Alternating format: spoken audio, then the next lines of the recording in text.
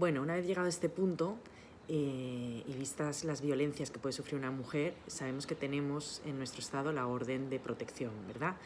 Bueno, pues podemos ir un poquito más allá porque desde Europa y a instancias de la presidencia española se creó en el año 2009 una directiva destinada a asegurar la protección de una mujer que pueda sufrir cualquier tipo de violencia, no solamente violencia de género, pues su protección, si la tiene en el Estado nacional al que pertenece y decide ejercer su derecho a la libertad deambulatoria dentro del territorio europeo, pues va a poder hacer valer esa orden de protección y que por tanto haya una colaboración transfronteriza entre jueces a la hora de ser protegida esta mujer.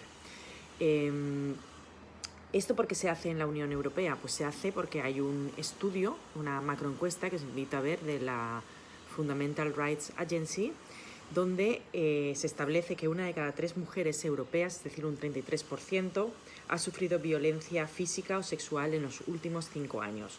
O una de cada 3 mujeres, un 33%, ha sufrido maltrato psicológico. Un 14% acoso telefónico o en redes, y una de cada 3 mujeres en la Unión Europea ha sufrido violencia en la infancia. Entonces, a partir de ahí se propone, de alguna manera, que los estados intenten regular la violencia de género. Pero como esto es una cuestión de derecho penal, los estados atienden a su soberanía para decir que en eso no se puede entrar. ¿Y qué se utiliza? Pues se utiliza el derecho procesal para esto. A través del derecho procesal se crea este instrumento, como digo, para asegurar que las mujeres que han sufrido violencia de cualquier tipo, especialmente violencia de género, puedan moverse dentro del ámbito de la Unión Europea, y con ello lo que conseguimos es que países donde tenemos una regulación, donde tiene una regulación absolutamente distinta, incluso países que no tienen interés por la violencia de género, se ven abocados a tener que integrar esa directiva, y es una manera poco a poco de ir haciéndonos semejantes entre los diferentes estados y los diferentes ordenamientos jurídicos. Y eso es un poco la finalidad y la ventaja que ofrece esta gran herramienta, aparte, por supuesto, de la seguridad de la víctima, que cuando se va a un país de destino, porque por ejemplo es Erasmus, pues no tiene que estar explicándole al juez que me proteja porque en mi país tengo este riesgo, sino que hay una comunicación directa entre jueces a estos efectos. Y el juez del país de destino debe ejecutar lo que le dice el país de origen, teniendo en cuenta que lo ejecuta con sus propios medios y su propia normativa. El problema es que somos en Europa, en la Unión Europea, mejor dicho, somos primos hermanos lejanos, ¿no?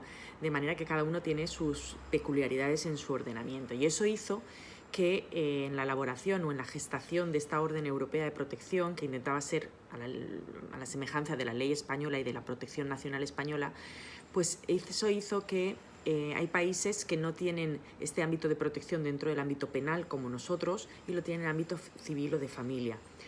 Y eso hizo que se tuviesen que crear 2 instrumentos para un mismo fin. El fin es prohibir contactar, aproximarse a un lugar o aproximarse a una persona. Esas son las 3 medidas que se pueden adoptar de forma cautelar. Pero nos encontramos que en España esto lo adoptan el orden penal, los jueces del orden penal, mientras que en Alemania, por ejemplo, lo adoptan en el orden civil. Y se tuvieron que crear 2 instrumentos: la Orden Europea de Protección Penal en el 2019 y lo que sería en el 2013 el Reglamento de Medidas Civiles para la Protección de Víctimas. Esto es una limitación por ser todavía tan diferentes, pero bueno, yo creo que poco a poco nos asemejamos más y estos instrumentos sirven para esto. Pues bien, vamos a los datos. ¿Por qué necesitamos una orden de protección europea? Una de cada 3 mujeres europeas de más de 15 años ha sido víctima de violencia de género. Una de cada 3 es un número lo suficientemente amplio para considerar que muchas de estas víctimas acabarán desplazándose, ya sea por motivos laborales, por motivos personales, por motivos familiares, por motivos académicos, que durante algún tiempo o permanentemente vivirán en otro país que no es el país en el que se les protegió. Entonces, ¿qué podemos hacer con estas mujeres? Tendríamos 2 opciones. La primera, que en ese nuevo país inicien un nuevo procedimiento. Más gasto para la administración pública, más victimización secundaria. La segunda, darles una orden europea de protección. ¿Y esto cómo funciona? Dado que estamos en la universidad, vamos a utilizar un ejemplo académico. Tanto alumnas como profesoras nos desplazamos fuera para continuar los estudios o para continuar investigaciones. Por tanto, durante temporadas de nuestra vida vamos a vivir en un lugar que no sea Valencia.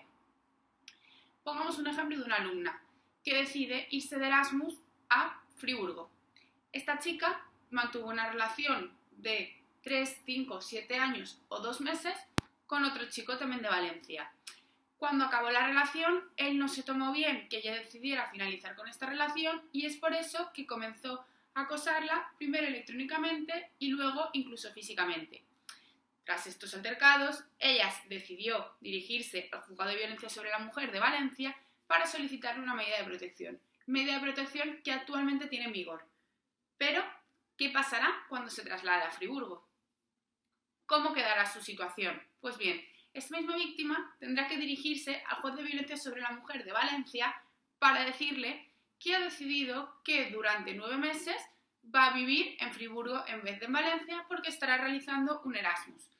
Y le comentará el riesgo que existe de que su expareja le siga, porque el mismo juez que ha pensado que existe un riesgo en Valencia puede considerar que el riesgo no existe en Friburgo o, en cambio, que el riesgo en Friburgo es todavía más elevado.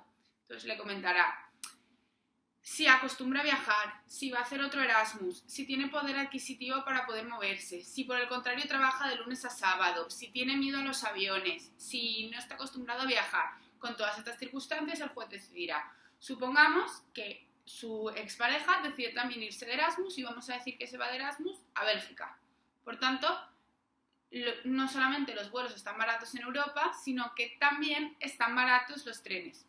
No, quizá no en esta situación de coronavirus, pero en otra situación no tan excepcional sería bastante sencillo para la expareja dirigirse a Friburgo para continuar acosándola. Es por eso que el juez español, al valorar estas medidas, le dirá, de acuerdo, pues yo voy a ofrecerte una orden europea de protección. ¿Y esto cómo va a funcionar? Pues al ser una orden de protección española de carácter penal, la orden europea de protección que dé el juez español también será de carácter penal. Entonces le dirá, yo voy a comunicarme con el juez de Friburgo para decirle que tiene que aceptar 3 situaciones que yo le voy a dar. La primera, se le va a prohibir a él residir en Friburgo. La segunda, se le va a prohibir acercarse a ciertos lugares. Y la tercera, se le va a prohibir comunicarse contigo también mientras tú estés en Friburgo. Por tanto, estas medidas de la orden de protección estarán en vigor tanto en Valencia como en Friburgo. En Friburgo, las órdenes de protección son civiles, porque lo lleva un juzgado de familia, entonces debemos preguntarnos, entonces, ¿cómo funciona esto?